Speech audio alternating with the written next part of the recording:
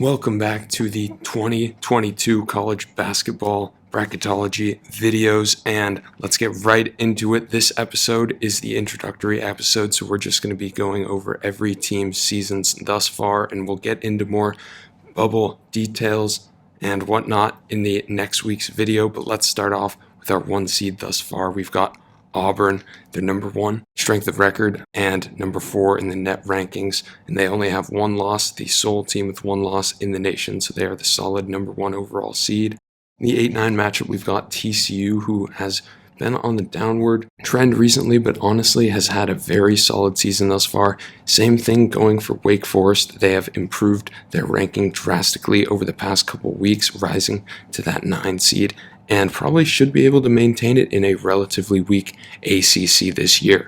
Moving on to our 4 seed, Wisconsin, and I could honestly see them being a little higher. They are the number 1 4 seed here, and the thing that's killing them is their net ranking. They're number 21 in the net as of right now, but their strength of record is really solid at number 6. They've beat some of the top teams in the nation, have had many marquee games, and the tough Big Ten slate. We'll see what happens to them. They definitely have the strength of schedule to be able to improve to the 2, 3, maybe even the 1 line down the stretch. Number 5, we've got Xavier having a very solid season out of the Big East.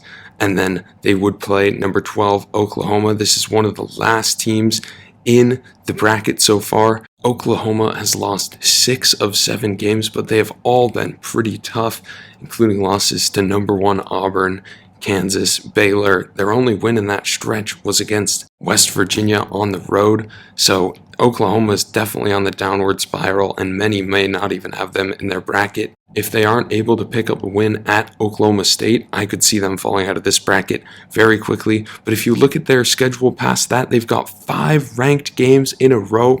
Very optimal schedule for Oklahoma to improve, but at 9 losses right now, I can't see them any higher than this generous 12 seed. Number 3 seed, we've got Villanova in this bracket. They just finished off getting swept by Marquette. For the first time in Big East history, Villanova has been swept in the regular season. Since the restructuring, Villanova had not had this tumultuous a regular season, and now they're sitting at probably the 3rd team in the Big East behind Marquette and obviously Providence, who we'll talk about later. Number 6, we've got Marquette, who, as I mentioned before, is coming off that sweep of Villanova. This is a really solid team. I was saying it a couple weeks back when they didn't really have all the wins and they had 6 losses, but now they've come storming back. They've beat some of the top Big East competition, and now they're sitting at a comfortable 6 seed line. Number 7, we've got another Big East squad in UConn. This team has one of the most impressive wins, being the only blemish on Auburn's schedule, so you can't take that away from them. So this is a very solid. At 11 seed, we've got BYU. They're coming off a couple tough losses. They're coming off 3 tough losses. I'm surprised they're even in the bracket still. But the reason being is that the net rankings seem to love BYU here. They obviously play in a tough environment, and I expect them to be able to rally back in the West Coast Conference. But that strength of schedule is definitely going to be an issue if they drop too many more, and possibly relying on another win over Gonzaga. Number 10 seed, we've got Davidson, the automatic qualifier out of the A10 so far. They were ranked just a couple of weeks ago, dropped a match, but this is still a very solid basketball squad, and I expect them to be the front runner in the A10 down the stretch. Our 2 seed here, we've got Kansas. Some of you guys might think this is high. I've got them as the highest rated 2 seed right now. Yes, they did suffer that loss to Kentucky at home, and of course have that loss at Texas Tech earlier in the season, but they were able to bounce back, winning at Iowa State, a team that is also trending downwards. So I think that Kansas is one of the best teams in the nation as of right now. On the right side of the bracket, we've got Baylor at the 1 seed. Baylor, of course, has also dropped a couple of games. In fact, after that 15-0 start, they've actually dropped 3 in quick succession for their standards. But now their schedule will ramp up, and we'll see how true Baylor is. They have great strength of record and net rankings, so I'm going to have to keep them at the 1 for now.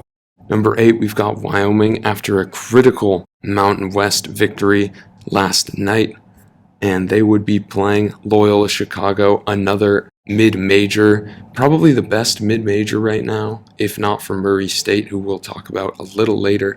Loyola Chicago has been just one of the teams that has been consistently good throughout the past couple seasons. They've got a couple marquee wins, and they've played good teams really close throughout this whole season, as long as they don't suffer too many blemishes in the MVC, which obviously has some potential for some bad losses. They should stay in the bracket and have a chance to make one magical run like they did last year. The 4 seed, we've got Michigan State, who's had a great season so far. They obviously suffered that opening night loss to Kansas, but other than that, this team has been just about great. And they would be playing number 13 seed Chattanooga, who may not be the first team in the SoCon right now.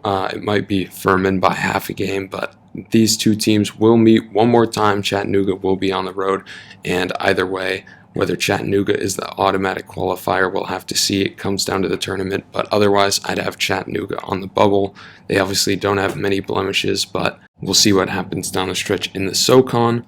Ohio State at the 5 has a win over Duke, and they'd be playing the winner of a Miami/Florida game. Florida just barely scraped one out against Missouri a couple nights ago in the SEC, and we'll see what happens to them down the stretch. Number 3, Texas Tech has been on the rise rapidly this year, and they've played one of the hardest strength of schedules in the nation. A great win against Tennessee in the non-conference. They were one of the teams to lose to Gonzaga, but they've got wins over Kansas, Baylor, and then obviously they lost to Kansas the second time, but they just bounced back with that massive win over Texas in Chris Beard's return. So I think this team will be solid down the stretch, and their schedule does kind of flatten out. They have a couple hard tests, but for the Big 12 and as tough of a conference and rugged as this conference is, they have one of the easier schedules. Next up, we've got Murray State at the 6 seed, and I honestly think this might be a little high, but they're the worst ranked 6 seed in this projection, and I think it's justified as they only have 2 losses. The metrics love them, and while they don't have many marquee wins, they do have just enough to keep them afloat, and they should be a lock come March, whether they win their tournament or not. Next up, we've got Belmont, which is a team that I'm not really seeing on many other bracketology projections, but this is certainly a very solid team. They have solid wins at St. Louis against Chattanooga, who we just mentioned, and then they've suffered a few blemishes, but this is definitely a solid team, and I think they are in for an at-large spot as of right now. Next up, we've got St. Mary's, who's having quite the season, only 4 blemishes so far. They've got solid wins against Notre Dame and Oregon on the neutral site, and then a solid win at San Francisco by 2 points, a team we will see no doubt later. Next up, we've got Arkansas, and this team has been up and down recently, as they had that one stretch where they suffered 4 losses out of 5, including a bad one against Hofstra and then Vanderbilt. But this team has turned it around, has won some tough games at Ole Miss, against WVU in the Big 12 SEC Challenge, and of course the notable one at LSU. So I think Arkansas is a solid 10 seed right here.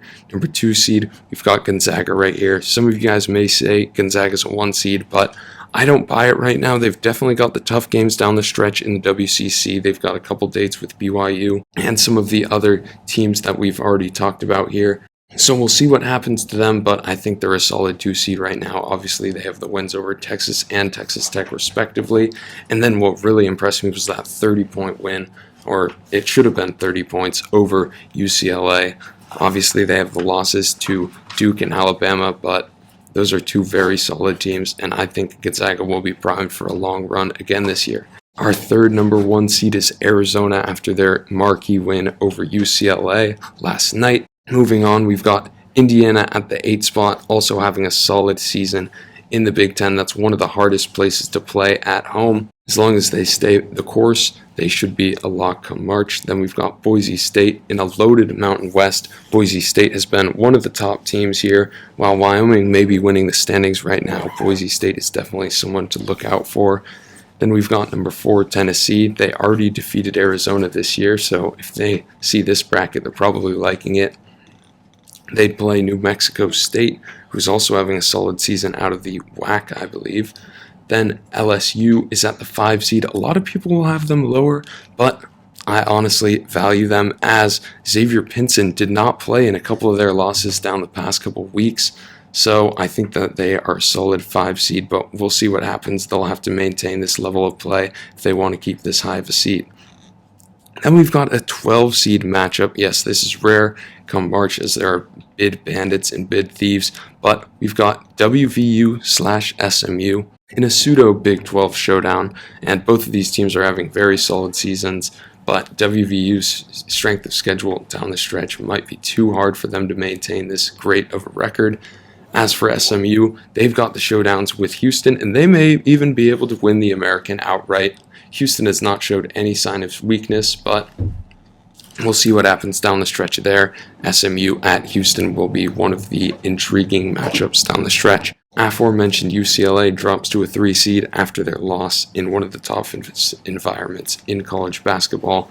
And then we've got Alabama at the 6 seed here. Alabama is a very dangerous team in my opinion. Some people may have them lower just by their sheer amount of 8 losses right now, but they've beaten 3 of the final 4 teams from last year. All they're missing is the 11 seed UCLA. So honestly, this is a very solid basketball team, and I would not be surprised if they could make a run. That being said, this is also a team that could lose in the first round to foe Colorado State, our 3rd team out of the Mountain West that I have mentioned. Next up, we've got USC at the 7 seed, and they have fallen apart down the past couple of weeks. They have 3 losses, but they haven't really played anyone, so we'll see what happens this Saturday as they play Arizona.